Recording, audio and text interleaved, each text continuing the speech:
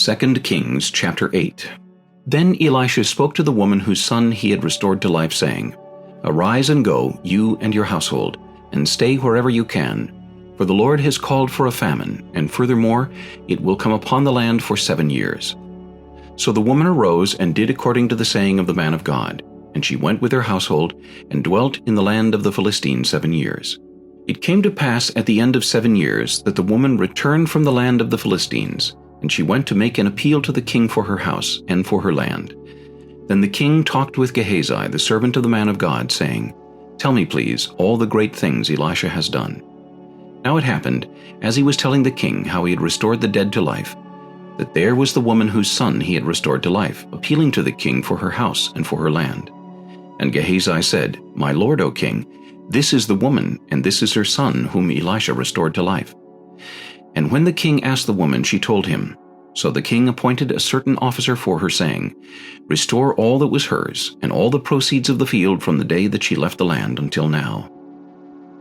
Then Elisha went to Damascus, and Ben-Hadad, king of Syria, was sick. And it was told him, saying, The man of God has come here. And the king said to Hazael, Take a present in your hand, and go to meet the man of God, and inquire of the Lord by him, saying, Shall I recover from this disease? So Hazael went to meet him, and took a present with him of every good thing of Damascus, 40 camel loads, and he came and stood before him, and said, Your son Ben-Hadad, king of Syria, has sent me to you, saying, Shall I recover from this disease? And Elisha said to him, Go say to him, You shall certainly recover. However, the Lord has shown me that he will really die. Then he set his countenance in a stare until he was ashamed, and the man of God wept. And Hazael said, Why is my lord weeping? He answered, Because I know the evil that you will do to the children of Israel. Their strongholds you will set on fire, and their young men you will kill with the sword, and you will dash their children, and rip open their women with child. So Hazael said, But what is your servant, a dog, that he should do this gross thing? And Elisha answered, The Lord has shown me that you will become king over Syria. Then he departed from Elisha, and came to his master, who said to him, What did Elisha say to you? And he answered, He told me you would surely recover. But it happened on the next day that he took a thick cloth, and dipped it in water, and spread it over his face, so that he died. And Hazael reigned in his place. Now in the 5th year of Joram the son of Ahab, king of Israel, Jehoshaphat, having been king of Judah, Jehoram the son of Jehoshaphat began to reign as king of Judah. He was 32 years old when he became king, and he reigned 8 years in Jerusalem.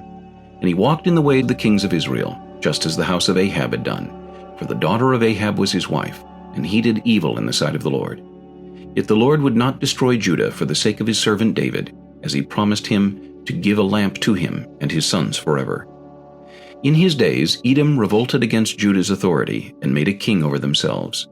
So Joram went to Zair, and all his chariots with him. Then he rose by night, and attacked the Edomites who had surrounded him, and the captains of the chariots, and the troops fled to their tents. Thus Edom has been in revolt against Judah's authority to this day, and Libnah revolted at that time. Now the rest of the acts of Joram, and all that he did, are they not written in the book of the Chronicles of the kings of Judah? So Joram rested with his fathers, and was buried with his fathers in the city of David. Then Ahaziah his son reigned in his place.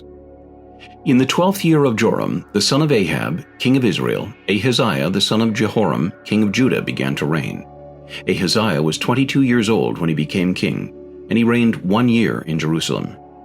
His mother's name was Athaliah, the granddaughter of Omri, king of Israel, and he walked in the way of the house of Ahab, and did evil in the sight of the Lord, like the house of Ahab, for he was the son-in-law of the house of Ahab.